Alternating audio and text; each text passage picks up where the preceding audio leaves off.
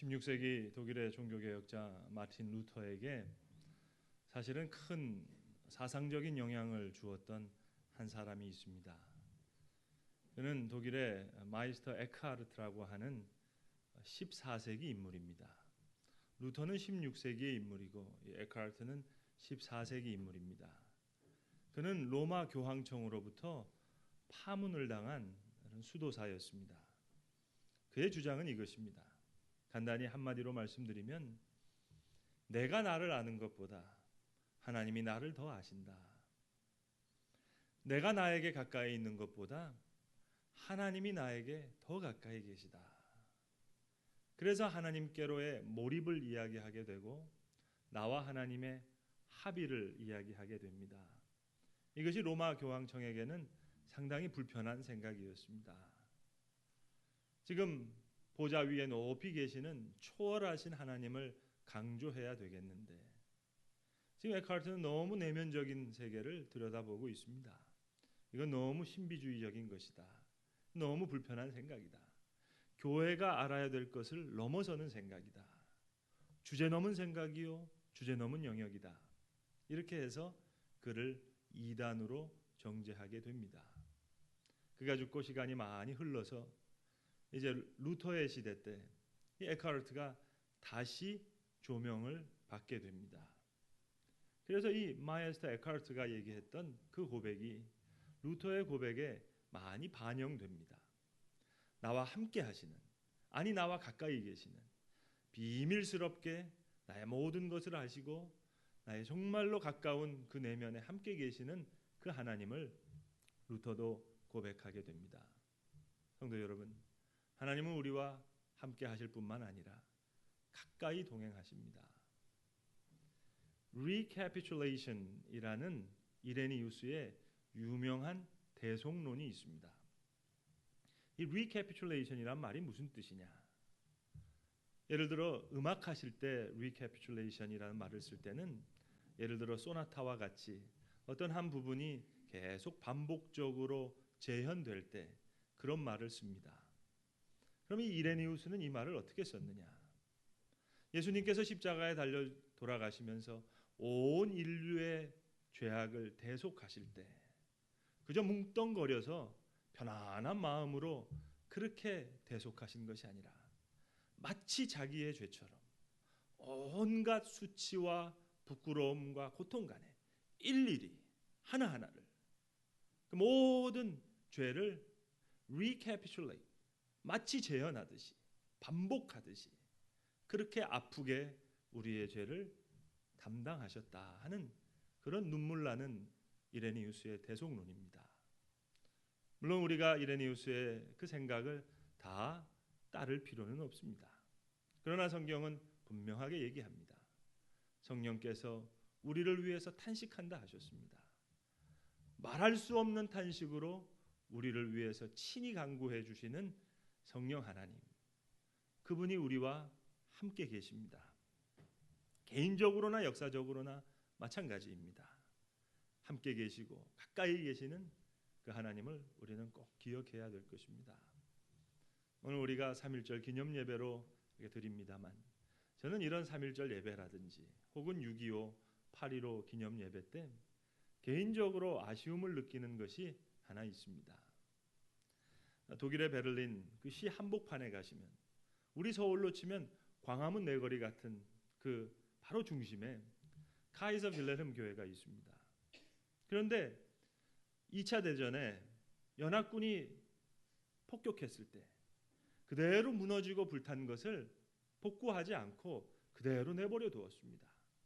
그대로 보존합니다. 그리고 새로운 교회는 그 옆에다가 새로 지었습니다. 그 역사의 현장을 그대로 보존한 것입니다. 영국의 코벤트리에도 그 많은 독일군의 공습을 받았던 그런 도시입니다. 이 코벤트리 대성당, 거기도 탑과 벽밖에 남아있지 않습니다. 그러나 그대로 놨어요. 그리고 그 옆에다가 따로 교회를 지었습니다. 역사를 그대로 보존한 것입니다. 코벤트리 십자가라는 십자가가 있습니다. 십자가의 모양이 여러 가지인데 저희 송도 예수소망교회는 제가 특별히 이 흙으로 만든 그 도자기 십자가를 씁니다. 조석과 교수님한테 부탁을 해서 예수 소망 이렇게 찍어서 특별히 환자분들, 임종하시는 분들에게 그 십자가를 쥐어드리게 됩니다. 너희는 흙이니 흙으로 돌아갈지라. 그 말씀으로 관에다가 넣고 화구에 들어가시는 분들은 그렇게 십자가를 지고 가실 수 있게 이 흙으로 도자기로 만들었습니다만, 이 코벤트리 십자가는 어떤 십자가냐? 못으로 만들었습니다. 이 코벤트리 대성당이 불로 다 불타버렸습니다. 폭격으로 불타버렸어요. 나무와 목재는 다 타버렸습니다. 그런데 못은 남았습니다. 그래서 그 못을 엮어서 만든 것이 코벤트리 십자가입니다. 말씀드린 카이저 빌레름 독일의 베를린 교회를 가시면 이 코벤트리에서 가지고 온 그 못으로 만든 큰 못 십자가가 있습니다. 코벤트리의 십자가가 있습니다.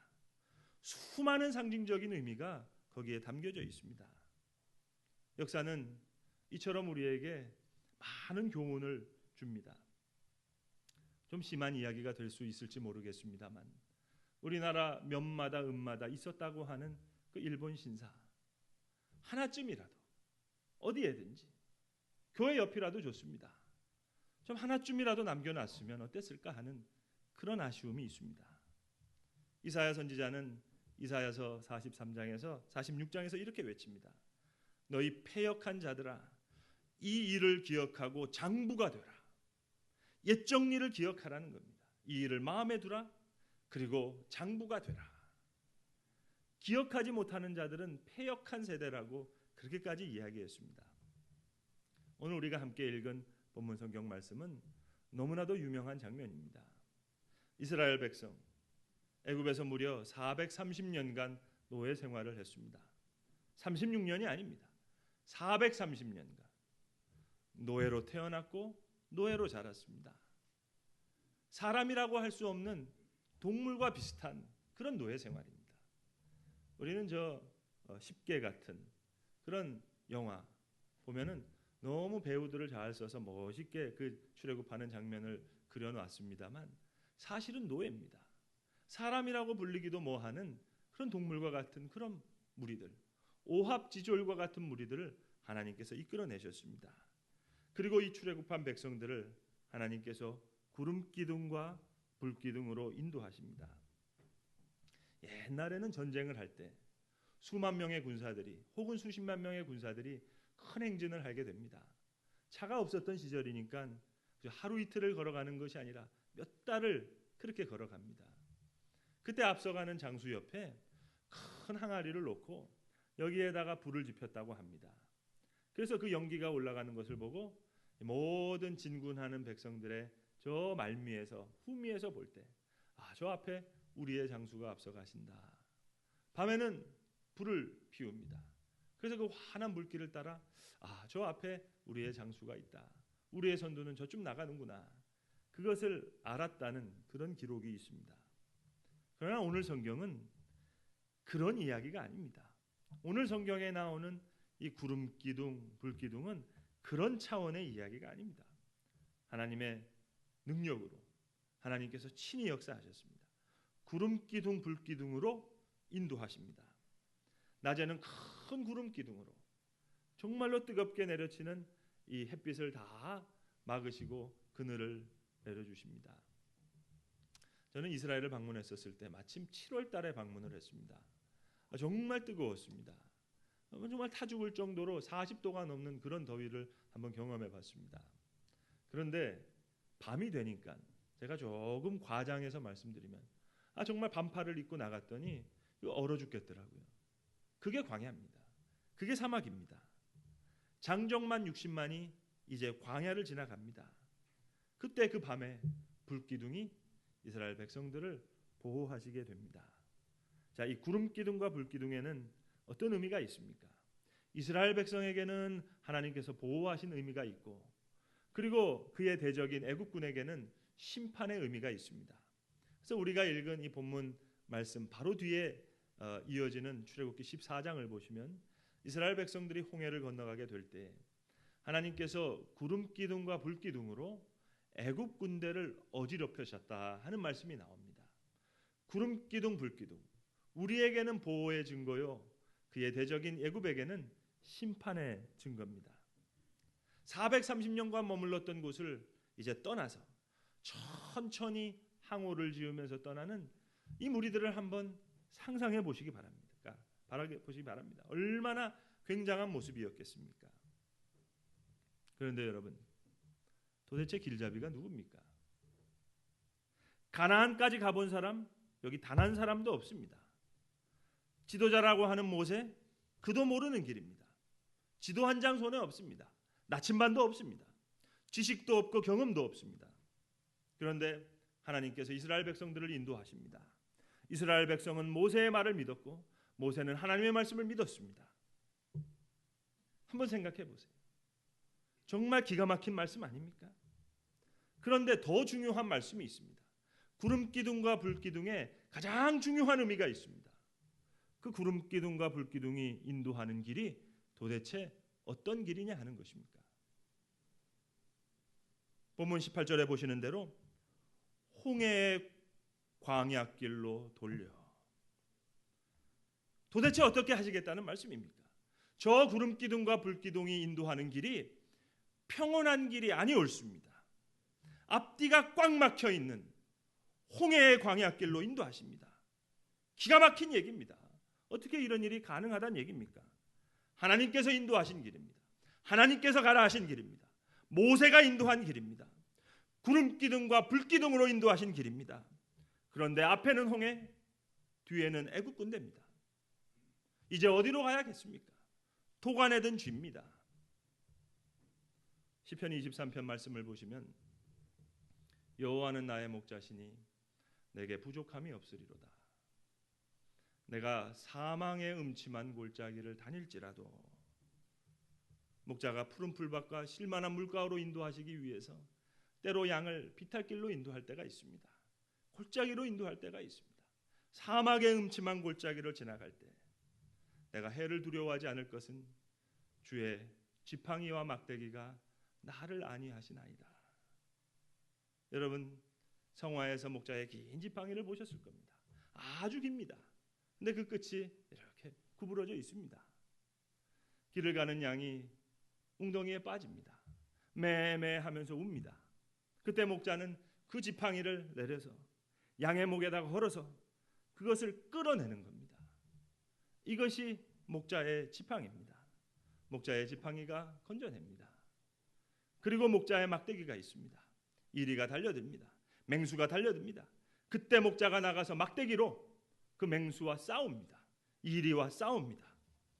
내가 사망의 음침한 골짜기를 다닐지라도 내가 해를 두려워하지 않을 것은 주의 지팡이와 막대기가, 그 지팡이와 막대기가 나를 안위하시나이다. 홍해의 광야길로 인도하신 하나님을 기억하시기 바랍니다. 구름 기둥과 불 기둥으로 인도하신 그 길이 평온한 길이 아닙니다. 홍해의 광야길, 막다른 길, 지팡이와 막대기가 안위하시는 그 길은 사망의 음침한 골짜기입니다. 북으로 올라가면 금방 갈 수 있는 지름길이 있습니다. 그런데 오늘 본문의 말씀에 보시는 대로 하나님께서 그렇게 가게 되면 이제 블레셋과 맞닥뜨려서 싸워야 됩니다. 불가피하게 싸워야 됩니다. 그리할 때 이스라엘 백성들이 다시 애굽으로 돌아가지 않을까. 그것을 염려해서 이제 동쪽으로 인도하셨습니다. 앞에는 홍해요, 뒤에는 이제 애굽 군대가 쫓아옵니다. 그리고 홍해를 열었다가 다시 닫으셨습니다. No turning back. 이제 애굽으로 다시 돌아갈 수가 없습니다. 그렇기 위해서 홍해를 열었다가 다시 닫으신 것입니다.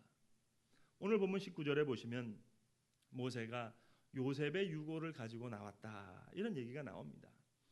요셉이 이스라엘 자손에게 단단히 맹세를 받고 부탁한 일이 있었습니다. 하나님께서 반드시 너희를 찾아가실 것이다.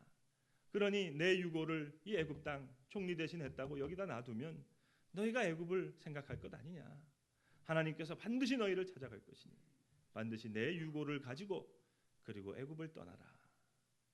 그 얘기를 듣고 이제 모세가 이 요셉의 유고를 가지고 함께 출애굽하게 됩니다. 다시 애굽에 돌아오지 못하게 하기 위해서. 이것이 구름 기둥과 불 기둥입니다. 이것이 주의 지팡이와 막대기입니다.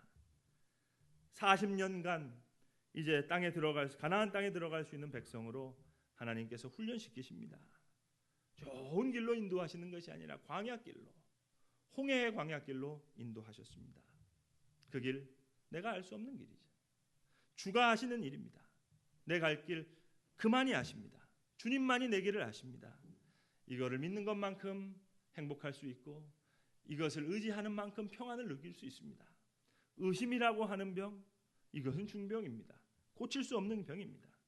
묵묵히 목자를 따라갈 뿐입니다. 늘 목자가 앞서서 지나가고 양은 뒤따라갑니다. 구름기둥 불기둥이 앞서가는 겁니다. 가랄 때 가는 거고 멈출 때 멈추는 겁니다. 이것이 구름기둥이고 불기둥입니다. 성도 여러분, 오늘 우리가 3.1절 기념 예배로 예배를 드리고 있습니다. 그런데 이 3.1절에는 참으로 중요한 의미가 있습니다. 이 3.1절 정확하게 말씀드리면 이것은 정치적인 사건입니다. 민족적인 사건이긴 하지만 엄연히 정치적인 사건입니다. 여기에 깊은 의미가 있습니다. 역사적으로 3.1운동에 대해서 공부해 보면 깨림직한 내용들이 참 많습니다. 33인이 독립선언서에 서명했다고 합니다. 하지만 거사 당일 태화관에 모여 있었던 사람들은 29명이었습니다. 4명이 없습니다. 그 4명이 누군지 아십니까? 그 중에 한 분은 길선주 목사님입니다. 당시 황해도 장현교회에서 부흥의 인도 중이었습니다. 나머지 3분도 목사님이었습니다. 정춘수, 유여대, 김병조. 다들 지방에서 지금 사경회 한다고 그 이유로 불참했습니다. 그리고 이 일이 있은 후에 김병조 목사님은 상해로 망명하게 됐고 3분은 감옥에 들어갔습니다. 재판을 받았습니다. 그런데 재판받는 중에 특별히 길선주 목사님 같은 경우는 감옥에 가시지도 않고 재판받는 중에 무죄 판정을 받았습니다. 어딘지 모르게 걸리는 데가 많습니다. 독립선언서 어디를 보세요? 거기 기독적인 요소가 어디 있습니까? 만에 한용운이 선언서를 작성하겠다고 자청할 정도였습니다. 기독교적인 요소? 그 독립선언서에 죄송하지만 한마디도 없습니다. 독립선언서가 다 끝나고 나서 그 이어서 연속적으로 20개가 넘는 많은 자체적인 고백적인 선언서가 나왔습니다. 그러나 교회는 단 하나의 고백적인 선언서를 내지 못했습니다. 서명자 중에 한 사람이었던 감리교회 신석구 목사님 같은 분은 마지막 순간까지 고민했습니다. 2가지를 고민했습니다. 교회가 정치운동에 가담하는 것이 이게 하나님에게 합한 일일까? 그걸 고민했고요. 2번째는 지금 천도교랑 함께 이 일을 해야 되겠는데 그게 과연 하나님이 기뻐하실 일일까? 그걸 마지막 순간까지 고민하게 됐습니다. 그래서 중간에서 이 일을 남강 이승훈 장로나 오하영 목사님 같은 분이 중재를 했습니다. 그래서 남강 이승훈 장로님 같은 분이 중간에서 많이 중재를 해서 16명의 기독교인이 여기에 서명을 한 것입니다. 자, 그런데 분명히 정치적인 사건입니다. 그런데 교회가 제일 큰 피해를 봤습니다. 어디까지나 정치적인 사건이었지만 하나님께서 이 사건을 선교적인 사건으로 바꾸어 주셨습니다. 가장 교회가 핍박을 많이 받았어요. 수원 옆에 있는 경기도 화성에 가시면 제암리라고 하는 마을에 제암리 교회가 있습니다. 일본 군경이 교인들을 다 여기에다가 몰아넣고 총으로 쏘고 불질러서 그렇게 불태웠습니다. 그 교회 옆에 바로 3.1운동 기념관이 있습니다. 이승만 대통령이 직접 친필로 쓴 3.1운동 기념관이 교회에 있습니다. 하나님의 선교적인 역사입니다. 일본은 200년간 선교의 역사가 있었습니다만 크리스천이 1%도 안 됩니다. 한국 교회는 25%입니다. 선교적으로 이야기할 때 여러분 선교의 가장 큰 벽이 뭔지 아십니까? 민족주의라는 벽입니다. 저 중동에 있는 문제, 종교 문제로 보이지만 그 뒤에는 지금 민족적인 문제가 있어요. 일본도 마찬가지입니다. 왜 선교가 되지 않습니까? 중동과 일본 다 민족적인 문제가 있습니다. 천황 밑에 가미사마가 있습니다. 신이 있습니다. 이 민족적인 편견을 넘지 못하고는 선교가 되질 않습니다. 그런데 이 선교 신학적으로 가르친다고 되는 것도 아니고 전도한다고 되는 일이 아닙니다. 그런데 하나님의 깊은 섭리 가운데 3.1절 운동이 이 애국 운동이 신앙 운동이 되었습니다. 만세 부르는 것이 신앙이 되었고 예배 드리는 것이 애국이 된 사건입니다.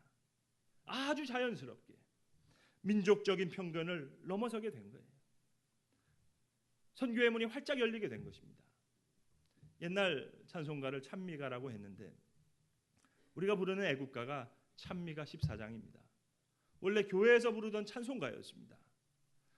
동해물과 백두산이 마르고 닳도록 하나님이 보호하사 우리나라 만세. 삼천리 강산 금수강산 하나님 주신 동산. 아니 어디가 금수강산이에요? 어디가 비단을 띄워놓는 금수강산이 어디 있습니까? 척박간탕이죠. 그러나 신앙의 눈으로 볼 때 하나님이 주신 삼천리 금수강산이다. 교회에서 노래한 겁니다. 동해물과 백두산이 마르고 닳도록 하나님이 보호하사 우리나라 만세. 적어도 찬송가 개편하면서 애국가는 찬송가에 넣었어야지요. 원래 교회에서 부르던 찬송가였는데요. 애국가가 찬송가가 됐습니다. 순교와 순국이 하나가 되었습니다. 이것이 하나님의 역사였습니다. 이것이 우리 한국교회의 부흥의 기초가 되었습니다. 오늘도 1,000만 명이 모이는 사람들이 각자의 예배의 처소에서 나라를 위해 기도하고 있습니다. 이런 단체가 어떻게 가능하다는 얘기입니까? 분명히 정치적인 사건이에요. 민족적인 사건이긴 하나 정치적인 사건이에요. 그러나 하나님께서 선교적인 역사를 이루어셨습니다. 이런 역사가 이루어질 줄은 우리는 미처 몰랐습니다. 이 하나의 작품이 있기 위해서 수많은 일들이 있어야 했던 것입니다. 깊이 생각하시기 바랍니다. 구름기둥과 불기둥은 그런 것이에요. 홍해의 막다른 길, 홍해의 광야길로 우리를 인도하십니다. 주의 지팡이와 막대기가 때로는 우리를 사망의 음침한 골짜기로 인도하십니다. 이것이 은총의 계기입니다. 사랑하는 성도 여러분, 우리는 가끔 기도한다고 하면서 하나님을 향해서 선한 목자가 되어달라고 기도하십니다. 그러나 하나님은 선한 목자십니다. 선한 양만 되면 됩니다. 우리가 선한 양만 되면 됩니다. 구름기둥과 불기둥을 따라가는 것입니다. 홍해의 광야길로 인도하실 때에도, 사망의 음침한 골짜기로 인도하실 때에도 주의 지팡이와 막대기를 따라가는 것입니다. 우리의 장래도 그의 손에 있고 우리의 현실도 그 안에 있습니다. 낮에는 구름기둥, 밤에는 불기둥이 하나님의 백성 앞에서 떠나지 아니하니라. 이 말씀 안에 개인적으로나 민족적으로나 우리의 모든 운명이 담겨 있는 줄로 믿습니다. 기도하겠습니다. 아버지 하나님, 우리가 하나님 앞에 믿음으로 산다고 하지만 하나님의 역사를 보면서 바른 믿음으로 살지 못할 때가 많습니다. 구름기둥과 불기둥으로 홍해의 광야길로 인도하시는 하나님을 따라가게 하시고 사망의 음침한 골짜기를 지날 때에도 주의 지팡이와 막대기가 나를 안위하심을 알고 소망 중에 즐거워하는 하나님의 백성들이 다 되게 하여 주시옵소서. 예수님의 이름으로 기도드립니다. 아멘.